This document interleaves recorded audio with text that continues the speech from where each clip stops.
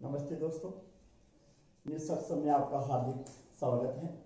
हमने यहाँ पर ऑनलाइन क्लास प्रारंभ की थी। न्यूज सत्संग के अंदर ही हमारा चैनल था एनवीएस एकेडमी के अंदर, और इसी एनवीएस एकेडमी के अंदर हमने प्रारंभ किया था इतिहास, और इतिहास के अंदर हम चालू कर रखे थे मौर्य वंश।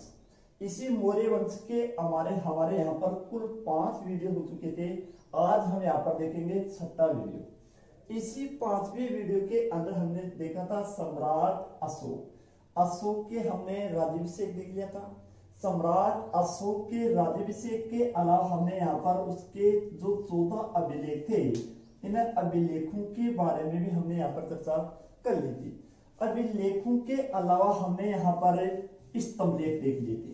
अशोक के स्तंभ लेख देखी थी। स्तंभ लेख के अलावा हमने यहाँ पर गुहा लेख देख लिए थे। गुहा लेख देख ली थी। इसी के अंदर हमने कलिंग विजय देख ली थी। कलिंग जो युद्ध हुआ था, इस कलिंग युद्ध के बारे में भी हमने आपको चर्चा कर ली थी। कलिंग युद्ध के बाद में अशोक ने कितने धर्म स्वीकार किए थे, अर्थात सम्राट अशोक ने कौन कौन से धर्म स्वीकार किए थे, इन धर्मों के बारे में भी हमने यहाँ पर चर्चा कर ली थी। सम्राट अशोक के बाद में जो राजा बना था, यानी इसका जो उत्तराधिकारी था कुणाल, इसके बारे में भी हमने चर्चा कर ली थी। और मौर्य वंश का जो अंतिम शासक था बृहदत्त की हत्या पुष्यमित्र शुंग के द्वारा यहाँ पर की गई थी। इसके बारे में भी हमने यहाँ पर चर्चा कर ली थी 5वीं वीडियो के अंदर। इसी के अंदर हमने बाद में हमने मौर्य वंश के अंदर प्रशासन के बारे में चर्चा कर रहे थे। और प्रशासन की अगर हम बात करें तो प्रशासन के अंदर हमारा चल रहा था कि मौर्य वंश का जो पतन है, इस पतन के कौन कौन से कारण थे, कौन कौन से विद्वान थे, जो इन्होंने यहाँ पर 5 कारण बताए थे। इसके बाद में हमने देखा था मौर्य वंश का प्रशासन, यानी सर्वाधिक शक्तियां मौर्य वंश के अंदर सम्राट के पास में हुआ करती थी। इसी सम्राट की सहायता करने के लिए एक मंत्री परिषद होती थी। मंत्री परिषद की सदस्य संख्या 12 से 15 के बीच में या 15 से 20 के बीच में होती थी। और इनको वार्षिक वेतन मिलता था, जो 12,000 पर मिलता था। इसी अशोक की सहायता करने के लिए एक मंत्रिण होती थी। मंत्रिण की सदस्य संख्या हमने देखी थी 3 से लेकर 5 के बीच में, और इनको वार्षिक वेतन मिलता था, वो 48,000 पण मिलता था। दोस्तों, ये पण नामक सिक्का चलता था, जो चांदी का सिक्का चलता था। इन सिक्कों के बारे में भी हम देखेंगे कि मौर्य वंश के अंदर कुल कितने प्रकार के सिक्के चलते थे। अब हम देखते हैं, इसके अलावा शासक की यानी राजा की सहायता करने के लिए अनेक विभाग बने होते थे। इन विभागों को मौर्य वंश के अंदर क्या कहते थे, इसके बारे में हम यहाँ पर चर्चा करेंगे। हमने देखा था मंत्री परिषद, मंत्री परिषद देख ली थी, और इसके अलावा हमने एक देखी थी मंत्री। अब इस मंत्री परिषद और मंत्रियों के अलावा भी मौर्य वंश के अंदर विभाग होते थे। इन विभागों को मौर्य काल के अंदर कहा जाता था तीर्थ। क्या कहा जाता था दोस्तों, यहाँ पर तीर्थ बोला गया। यानी मौर्य वंश के अंदर विभाग होते थे, विभागों को हम क्या बोलते थे, तीर्थ कहा जाता था। तो यहाँ पर कुल कितने तीर्थ होते थे, यानी मौर्य वंश के अंदर यहाँ पर विभाग हैं, और इन विभागों की जानकारी हमें मिलती है अर्थशास्त्र से। अर्थशास्त्र से यानी अर्थशास्त्र से हमें जानकारी मिलती है कि मौर्य वंश के अंदर अनेक विभाग होते थे। इन विभागों को हम क्या बोलते थे, तीर्थ बोलते थे। तो यहाँ पर अगर हम चर्चा करें तो इन तीर्थों के बारे में, तो यहाँ पर कुल कितने तीर्थ होते थे, कई बार क्वेश्चन आ जाता है कि मौर्य वंश के अंदर कुल तीर्थों की संख्या कितनी है। तो यहाँ पर तीर्थों की संख्या है 18। तो मैं यहाँ पर 5 प्रकार के तीर्थ आपको मैं बता देता हूँ, विभाग यहाँ पर बताता हूँ मैं। पहला तीर्थ था समाहर्ता, एक होता था सन्निदाता, एक होता था प्रदेष्टा, एक होता था व्यवहारिक, एक होता था और एक होता था प्रशास्त्र। तो यहां पर कुल तीर्थ कितने हैं, 18 हैं। इन 18 के अंदर में यहाँ पर जो महत्वपूर्ण तीर्थ है इनके बारे में यहाँ पर चर्चा करें। तो यहाँ पर देखते हैं पहला तीर्थ है समाहर्ता। समाहर्ता का मुख्य कार्य होता था भू राजस्व को एकत्रित करने वाला, एकत्रित करने वाला। एक होता था सन्निधाता, कोषाध्यक्ष। कोषाध्यक्ष, कोष का जो अध्यक्ष होता था इसको हम क्या बोलते थे? सन्निधाता। एक होता था प्रदेष्टा और एक होता था व्यवहारिक। प्रदेष्टा क्या होता है? यहाँ पर फौजदारी न्यायालय का मुख्य न्यायाधीश, मुख्य न्यायाधीश। फौजदारी न्यायालय का मुख्य न्यायाधीश क्या कहलाता था? प्रदेष्टा मौर्य काल के अंदर। व्यवहारिक दीवानी न्यायालय का मुख्य न्यायाधीश। दीवानी न्यायालय और फौजदारी न्यायालय के अंदर अंतर क्या होता है? देखो दोस्तों, फौजदारी न्यायालय क्या होता है? फौजदारी न्यायालय में कौन से विवाद आते हैं इसके बारे में हम चर्चा करें। वो विवाद जो व्यक्ति और व्यक्ति के मध्य घटित हो या समुदाय और समुदाय के बीच में जो विवाद हो जाते हैं वो विवाद किसके अंदर आएगी? फौजदारी के अंदर। सरकार और व्यक्ति के मध्य अर्थात किसी संपत्ति को लेकर जो विवाद उत्पन्न होता है वो विवाद कौन सा कहलाता है? दीवानी। तो फौजदारी न्यायालय का मुख्य न्यायाधीश क्या कहलाता था? प्रदेष्टा कहलाता था। दीवानी न्यायालय का मुख्य न्यायाधीश क्या कहलाता था? व्यवहारिक। और क्या होता था? नगर का प्रमुख। नगर का प्रमुख क्या कहलाता था? पौर के नाम से उसे जाना जाता था। प्रशासता, पत्राचार विभाग का अध्यक्ष, पत्राचार विभाग का अध्यक्ष, पत्राचार विभाग का जो अध्यक्ष होता था उसे हम क्या कहते थे? प्रशासता के नाम से उसे जाना जाता था। तो मौर्य काल के अंदर विभाग है 18। इन विभागों को हम क्या बोलते थे? तीर्थ के नाम से इनको जाना जाता था। पहला है समाहर्ता, भू राजस्व को एकत्रित करने वाला जो विभाग होता था इसको हम क्या बोलते थे? समाहर्ता। कोषाध्यक्ष, कोष का जो अध्यक्ष होता है इसको हम क्या बोलते थे? सन्निधाता। फौजदारी न्यायालय का जो मुख्य न्यायाधीश होता था इसको हम क्या बोलते थे? प्रदेष्टा के नाम से उसे जाना जाता था। दीवानी न्यायालय का जो मुख्य न्यायाधीश होता था उसे हम क्या बोलते थे? व्यवहारिक के नाम से उसे जाना जाता था। पौर क्या होता था? जो नगर का प्रमुख होता था इसको हम किसके नाम से जाना जाता था? पौर के नाम से इसे जाना जाता था। और जो प्रशासता, जो पत्राचार विभाग का अध्यक्ष होता था इसे हम प्रशासता के नाम से जाना जाता था। तो इन 18 विभागों के अलावा भी कुछ अध्यक्ष होते थे जिसके बारे में हम यहाँ पर चर्चा करेंगे। विभाग कितने हैं? 18 हैं। और यहाँ पर अध्यक्ष भी होते थे, ये 26 अध्यक्ष होते थे। तो इन अध्यक्षों के बारे में हम यहाँ पर चर्चा करते हैं दोस्तों। मौर्यकालीन अध्यक्ष, टॉपिक हो जाएगा हमारा मौर्यकालीन अध्यक्ष। तो मौर्य काल के अंदर कुल कितने अध्यक्ष होते थे? 26 अध्यक्ष होते थे। इन अध्यक्षों के बारे में हम यहाँ पर 5-7 अध्यक्ष देख लेते हैं जो महत्वपूर्ण होते हैं। पहला अध्यक्ष होता था लक्षणाध्यक्ष,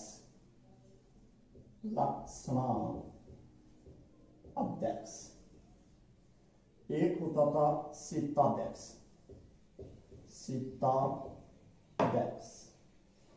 एक होता था अक्राध्यक्ष, एक होता था कोतवाध्यक्ष, एक होता था सुरा अध्यक्ष, एक होता था सुन्ना अध्यक्ष, एक होता था सूत्राध्यक्ष और एक होता था विविधाध्यक्ष।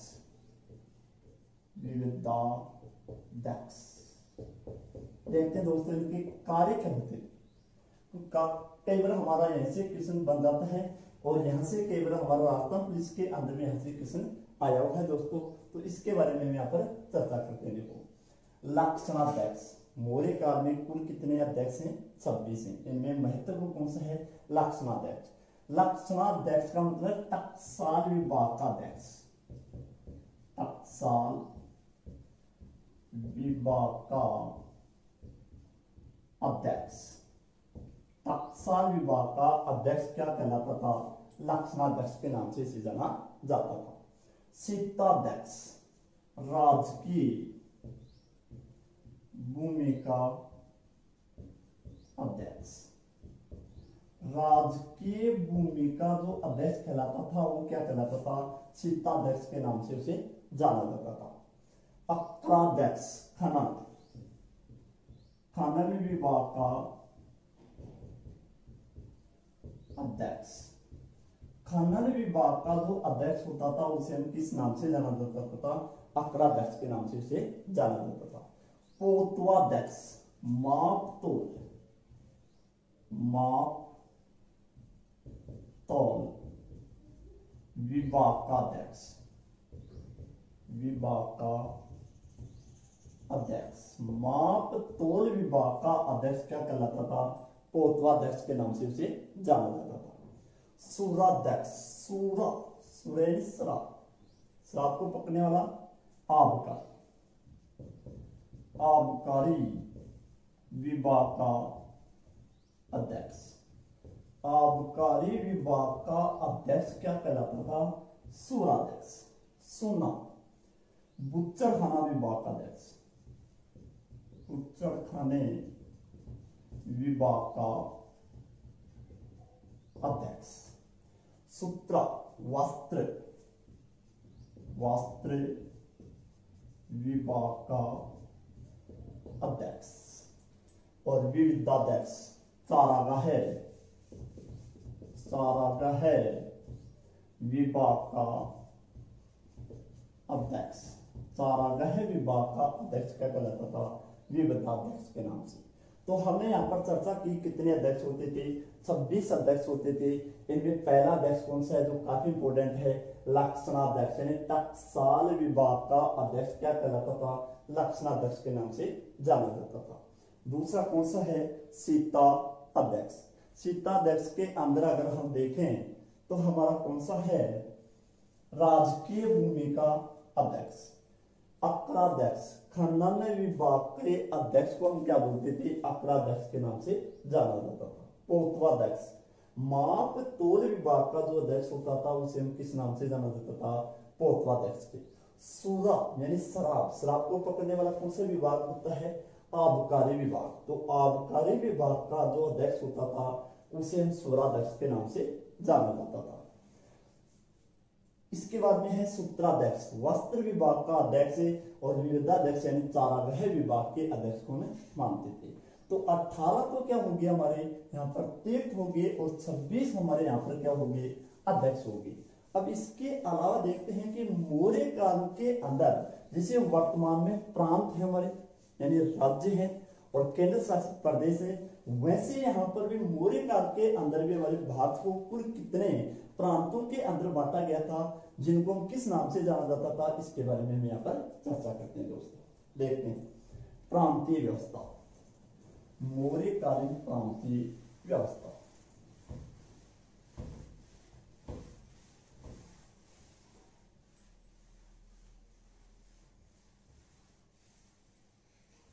मौर्यकालीन प्रांतीय व्यवस्था, प्रांतीय व्यवस्था। देखो दोस्तों, पहले तो मैं आपको बता देता हूं कि मौर्य काल के अंदर कुल प्रांतों की संख्या कितनी है और इन प्रांतों को किस नाम से जाना जाता था। तो इन प्रांतों को मौर्य काल के अंदर बोला गया है चक्र। किस नाम से जाना जाता था? चक्र के नाम से इनको कहा जाता था कि मौर्य काल के अंदर प्रांतों को क्या बोलते थे? चक्र बोलते थे। इन चक्र या प्रांतों की संख्या मूलतः यानी प्रारंभ में तो कितने थी? 4 थे। यानी चंद्रगुप्त मौर्य के समय में प्रांतों की संख्या कितनी थी? 4 थी, लेकिन सम्राट अशोक के समय में इन प्रांतों की या चक्रों की संख्या कितनी हो गई थी? 5 हो गई थी। अब ये 5 चक्र कौन से थे? पहले चंद्रगुप्त मौर्य के समय में जो 4 चक्र थे, और ये 4 चक्र कौन से थे और इनकी राजधानी कौन सी थी? तो एक तरफ तो देखते हैं इनको चक्र या प्रांत, और एक तरफ लिख लेंगे राजधानी। राजधानी पहला चक्र देखते हैं हम उत्तरापथ, उत्तरापथ। दूसरा चक्र है दक्षिणापथ, दक्षिणापथ। तीसरा चक्र है प्राची या मध्य देश, प्राची या मध्य देश। चौथा चक्र है अवंती, अवंती।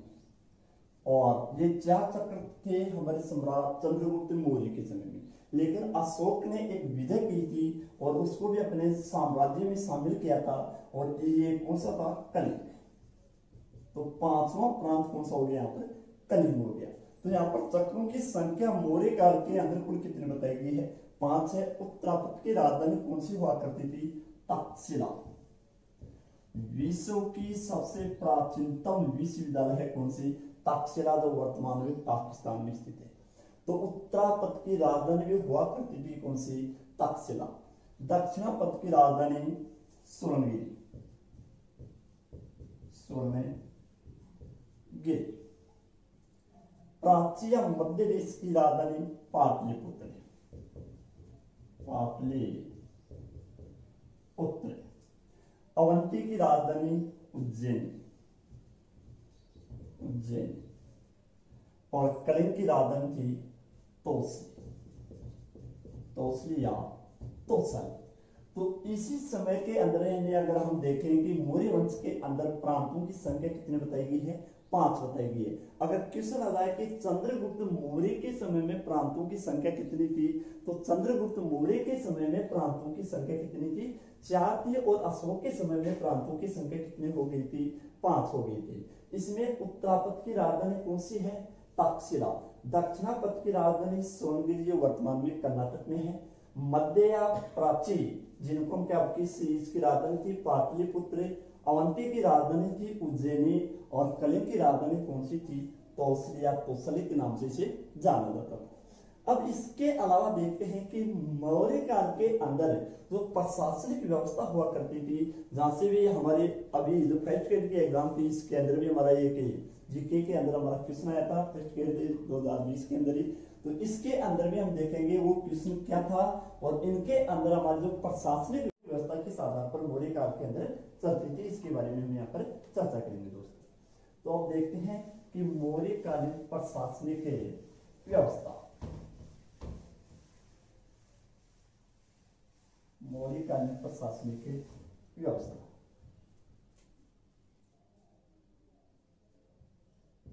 प्रशासनिक व्यवस्था देखते हैं दोस्तों कि मौर्य काल के अंदर प्रशासनिक व्यवस्था के अंदर राज्य को क्या बोला जाता था। जैसे हमारा जिला है, इस जिले को हम उस समय क्या बोलते थे? तो राज्य को उस समय बोला जाता था चक्र। प्रशासनिक व्यवस्था के अंदर सबसे बड़ी इकाई होती थी कौन सी? चक्र। चक्र को हम उस समय क्या बोलते थे? प्रांत बोल सकते हैं या राज्य बोल सकते हैं। दूसरा हुआ करते थे विषय। विषय, विषय को बोला जाता था जिला। जिला को क्या बोलते थे? उसमें विषय के नाम से जाना जाता था। इसके बाद में होती थी स्थानीय। स्थानीय, स्थानीय के अंदर हमारे गांवों का समूह होता था। 800 ग्रामों का समूह है। 800 गांव के समूह को मौर्य काल में क्या बोला जाता था? स्थानीय के नाम से जाना जाता था। चौथी इकाई आती थी द्रोणमुख। द्रोणमुख, द्रोणमुख के अंदर कितने गांव का समूह हुआ करता था? 400 गांव के समूह को क्या बोला गया था? द्रोणमुख के नाम से जाना जाता था। अभी इसी फर्स्ट ग्रेड के अंदर हमारा एक क्वेश्चन था कि मौर्य काल के अंदर 400 गांव के समूह को किस नाम से जाना जाता था। तो 400 गांव के समूह को द्रोणमुख के नाम से जाना जाता था। पांचवी इकाई होती थी खारोटिक।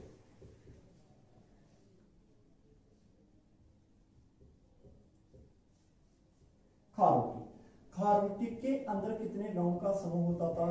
200 ग्रामों के समूह को किस नाम से जाना जाता था। खारोटिक के नाम से जाना जाता था। छठी इकाई होती थी संग्रहण। संग्रहण संग्रहण के अंदर कितने गांव का समूह होता था। 100 गांव के समूह को किस नाम से जाना जाता था। संग्रहण के नाम से जाना जाता था। अब यहां से कई बार एक क्वेश्चन हो रहा है, आ चुका है कि मौर्य काल की सबसे छोटी इकाई क्या होती थी। ग्राम। मौर्य कालीन सबसे छोटी इकाई, मौर्य कालीन सबसे छोटी इकाई, छोटी इकाई मौर्य कालीन सबसे छोटी इकाई को क्या बोला जाता था। ग्राम के नाम से जाना जाता था। तो मौर्य काल के अंदर हम देखते हैं कि राज्य को तो क्या बोला गया है, चक्र बोला गया है। जो जिला होता था इसको हम क्या बोलते थे, विषय के नाम से इनको जाना जाता था। 800 गांव का जो समूह हुआ करता था इसको हम क्या बोलते थे, स्थानीय के नाम से जाना जाता था। जो 400 गांव का समूह होता था इसको हम क्या किस नाम से जाना जाता था, द्रोणमुख के नाम से इनको जाना जाता था। 200 गांव के समूह को हम खारोटिक बोलेंगे, 100 गांव के समूह को हम क्या बोलेंगे, संग्रहण के नाम से। और मौर्य काल में सबसे छोटी इकाई कौन सी होती थी, ग्राम के नाम से इनको जाना जाता था। तो ये तो थी हमारी मौर्य कालीन प्रशासनिक व्यवस्था। इसके अलावा अगर हम देखें कि मौर्य कालीन नगरीय व्यवस्था किस आधार पर थी। मौर्य काल के अंदर नगरीय व्यवस्था को सुचारू रूप से चलाने के लिए वहां पर कितनी समितियों का गठन किया गया था, एक समिति के अंदर कितने सदस्य होते थे, इसके बारे में हम यहाँ पर चर्चा करते हैं दोस्तों। मौर्य कालीन नगरीय व्यवस्था।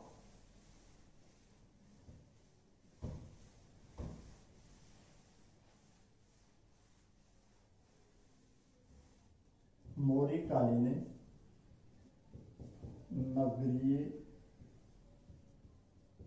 व्यवस्था देखते हैं दोस्तों। नगरीय व्यवस्था के अंदर मौर्य काल के अंदर एक मंडल हुआ करता था। नगरीय व्यवस्था के लिए हमें ये क्या करते थे, मंडल, एक मंडल हुआ करता था। इस मंडल के अंदर कुल कितने सदस्य होते थे, 30 सदस्य होते थे। नगरीय व्यवस्था को सुचारू रूप से चलाने के लिए एक मंडल हुआ करता था। इस मंडल के अंदर कुल कितने सदस्य होते थे, 30 सदस्य होते थे। इस मंडल के अंदर कुल कितनी समितियां बनाई गई थी, 6 समितियां बनाई गई थी। अर्थात एक समिति के अंदर कुल कितने सदस्य होंगे, 5 सदस्य होंगे। तो वो 6 समितियां कौन सी थी, S V J V U K. S यानी शिल्पकला, शिल्पकला समिति, S V J V U K 6 समितियां होगी।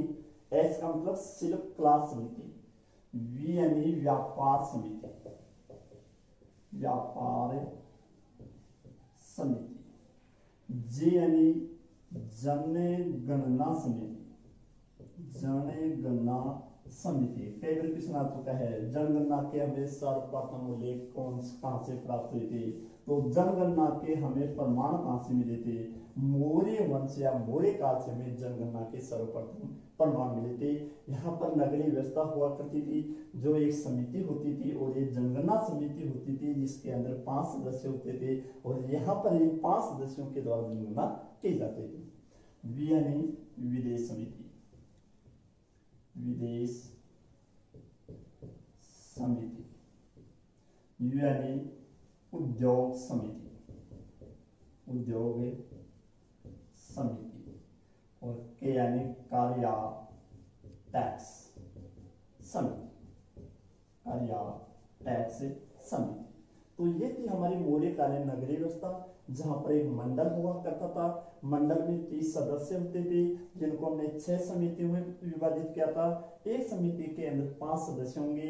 पहली समिति थी शिल्पकला समिति, कहां पर कितने दुर्ग बनेंगे, कौन सी स्थापत्य कला को शिल्प कला के नाम से जाना जाता था। दूसरी चीज व्यापार समिति, कौन व्यक्ति व्यापार करेंगे, कौन व्यक्ति किस वस्तु का आदान प्रदान यानी व्यापार करेगा। जनगणना की समिति का उल्लेख, विदेश समिति, कौन सा व्यक्ति कौन सा राजदूत विदेश में जाएगा, उद्योग, कौन सी कारखाने यहाँ पर खुले जाएंगे, कर या टैक्स यानी मौर्य काल के अंदर जो 21 प्रकार के कर लगते थे इसके बारे में भी यहाँ पर उल्लेख किया गया है। तो ठीक है दोस्तों, अगर आपको हमारा चैनल, हमारा YouTube अच्छा लगा हो, हमारा वीडियो अगर आपको अच्छा लगा है तो शेयर करें। हमारा YouTube चैनल है एनवीएस एकेडमी और हमारा न्यू सक्षम का ये चैनल बनाया है। ठीक है दोस्तों, कल हम इसी समय आपको जो 7वां नंबर का जो हमारा टॉपिक होगा उसके अंदर हम चर्चा करेंगे।